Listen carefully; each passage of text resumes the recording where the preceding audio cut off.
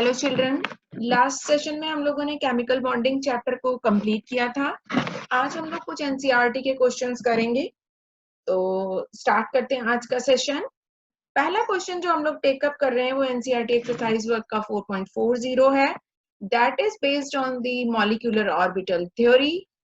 It state that what is the meaning of term bond order, और calculate करना है हम लोगों को bond order nitrogen, oxygen, O2 plus और O2 माइनस आयन का, है ना। तो bond order as we know that is the half distance between the half of the difference between the electrons present in bonding and anti-bonding orbitals. As you know, if we says that the Na is equal to the number of electrons present in anti-bonding orbital and Nb is equal to the number of electrons present in bonding orbital, then 1 upon 2 Nb minus Na indicates the bond order.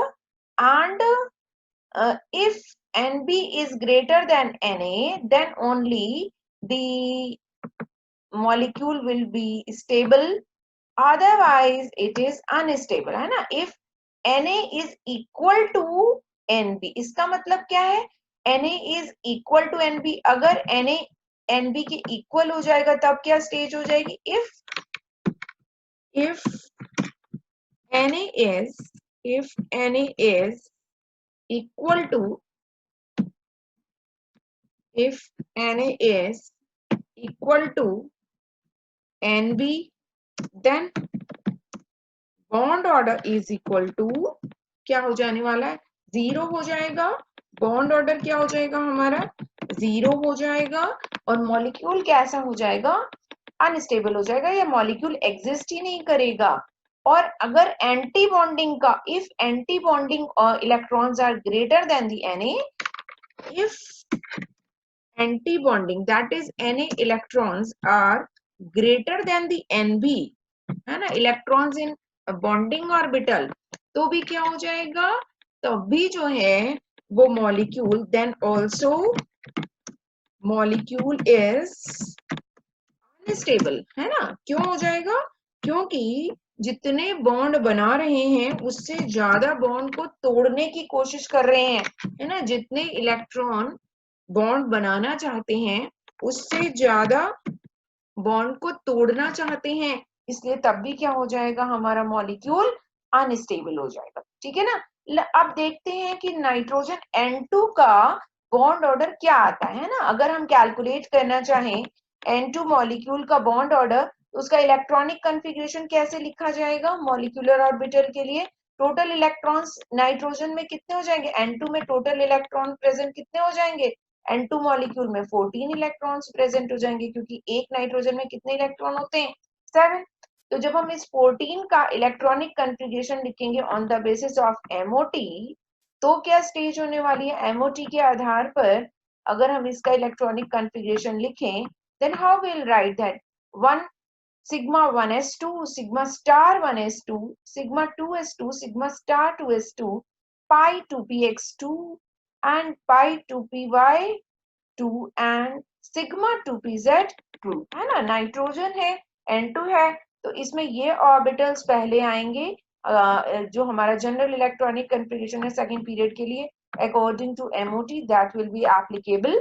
इसे छोड़कर sigma 2pz की energy क्या हो जाएगी, higher हो जाएगी। इन orbitals की energy कैसी होती है, हायर हो जाती है एज कंपेयर टू दी पाइस, है ना, हायर एनर्जी के होते हैं, हायर एनर्जी के। तो अब इसका जब हमने इलेक्ट्रॉनिक कॉन्फ़िगरेशन लिख लिया है, अब हम आसानी से इसके लिए बॉन्ड ऑर्डर को कैलकुलेट कर सकते हैं। तो बॉन्ड ऑर्डर जब हम किसका कैलकुलेट करते हैं तो क्या आएगा, नंबर ऑफ बॉन्डिंग ऑर्बिटल हमारे पास 10 है, Nb number of electrons, bonding electrons कितने आए हैं 10, एंटी बॉन्डिंग आए हमारे पास 4। तो नाइट्रोजन मॉलिक्यूल के लिए बॉन्ड ऑर्डर कैलकुलेट किया जाए तो वो 3 हो जाएगा, है ना, 3 हो जाएगा। और मॉलिक्यूल कैसे ड्रॉ किया जाएगा, मॉलिक्यूल आसानी से ड्रॉ किया जा सकता है, कैसे, हम ड्रॉ कर सकते हैं N ट्रिपल बॉन्ड N, है ना, N triple bond N, N2 molecule ऐसे ड्रॉ किया जा सकता है। ठीक है ना, fine. We can easily draw the N2 molecule like this. First bond, second bond and third bond. Clear है ना, 3 बॉन्ड इसके बीच में बनाए जा सकते हैं आसानी से, ठीक ना, फाइन। तो N2 molecule can be represented in this way, fine. चलो अब क्या कह रहे हैं, हाँ अब हमें किसका निकालना है, तो ये बॉन्ड ऑर्डर याद रखना, बॉन्ड ऑर्डर इसका कितना आ गया, इसका बॉन्ड ऑर्डर कैलकुलेट होकर आ गया है 3। N2 का कितना आया है 3, फाइन। चलो अब आगे चलते हैं, नेक्स्ट का देखें, ऑक्सीजन मॉलिक्यूल का बॉन्ड ऑर्डर कितना आता है ना, ऑक्सीजन मॉलिक्यूल का बॉन्ड ऑर्डर कितना होता है, ऑक्सीजन का जो एटॉमिक नंबर है वो कितना है 8 है, O2 में इलेक्ट्रॉन्स कितने हो जाएंगे 16 हो जाएंगे, फाइन। तो जब मैं उसका इलेक्ट्रॉनिक कन्फिगरेशन लिखने लगूंगी किसके किसके हिसाब से, मॉलिक्यूलर ऑर्बिटल थ्योरी के हिसाब से, तो उसका इलेक्ट्रॉनिक कन्फिगरेशन कैसे लिखा जाएगा, sigma 1s2 sigma star 1s2 ऐसे 2s2, फिर इसके केस में सिग्मा 2pz पहले आएगा, फिर पाई 2px आएंगे, पाई 2py आएंगे, देन एंटी बॉन्डिंग के पाई इलेक्ट्रॉन्स आ जाएंगे। इन दिस वे पाई, समझ रहे हो मेरी बात को, है ना, 2px 2py पहले पाई के आएंगे, फिर किसके आएंगे पाई बॉन्डिंग के आएंगे, फिर किसके आएंगे पाई एंटी बॉन्डिंग के आएंगे, है ना। अब आप टोटल इलेक्ट्रॉन्स देखो आप कितने हैं, जो बॉन्डिंग में इन्वॉल्व हो रहे हैं वो कौन से इन्वॉल्व होने हैं, 2s होने हैं ना, 1s वाले तो एक दूसरे को कैंसिल कर देंगे, तो मैं इनका बॉन्ड ऑर्डर निकालना चाहूँ तो बॉन्डिंग में कितने इलेक्ट्रॉन्स है मेरे पास में, सेकेंड शाल में 8 है, देख लो है कि नहीं है, 2 4 6 and 8, है ना, 8 electrons are in bonding molecular orbital, fine, okay, I hope you people are understand, you are able to understand। कौन सा एक ये बॉन्डिंग में कौन कौन से हैं, ये है और ये है, ठीक है ना, ये भी बॉन्डिंग में है मेरे पास में, फाइन। तो ये कितने हो गए मेरे पास में 4 ऑर्बिटल्स है, सब में क्या है 2 इलेक्ट्रॉन्स है, तो टोटल कितने हो गए 8। सिमिलरली इसे देखो 8, सिमिलरली इसमें कितने हो गए हैं मेरे पास में, एंटी बॉन्डिंग में देखें अगर, एंटी बॉन्डिंग में मेरे पास 4 हैं, क्यों है 4 समझ पा रहे हो, एक मेरे पास ये है एंटी बॉन्डिंग में 2 इलेक्ट्रॉन, एक एक इलेक्ट्रॉन यहाँ है, ये अनपेयर्ड होता है इसीलिए इसमें क्या, इसका नेचर कैसा है पैरामैग्नेटिक है, लास्ट सेशन में हम लोगों ने देखा था। बॉन्ड ऑर्डर को कैलकुलेट करते हैं, बॉन्ड ऑर्डर कम्स टू 2, है ना, नाइट्रोजन N2 के केस में बॉन्ड ऑर्डर कितना आया था 3, ऑक्सीजन के केस में O2 के केस में बॉन्ड ऑर्डर कितना आ गया है आपका 2। अब किसका निकालना है हमें, अब देखते हैं हम O2 प्लस के केस में क्या हो जाएगा, O2 प्लस का इलेक्ट्रॉनिक कन्फिगरेशन जब हम लिखेंगे तो ये वाला इलेक्ट्रॉन लीव कर जाएगा, केवल तुम्हारे पास इलेक्ट्रॉन किस में होगा एंटी बॉन्डिंग में 1, क्लियर हो रही, पाई स्टार एंड 2px में एंटी बॉन्डिंग में 1 इलेक्ट्रॉन है तुम्हारे पास में, क्लियर हो रही है।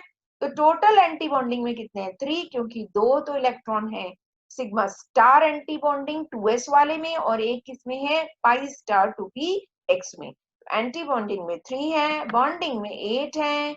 अगर मैं इसका बॉन्ड ऑर्डर कैलकुलेट करती हूँ तो इसका बॉन्ड ऑर्डर कितना आ जाता है 1/2 8 - 3, इसका मतलब 2.5, है ना।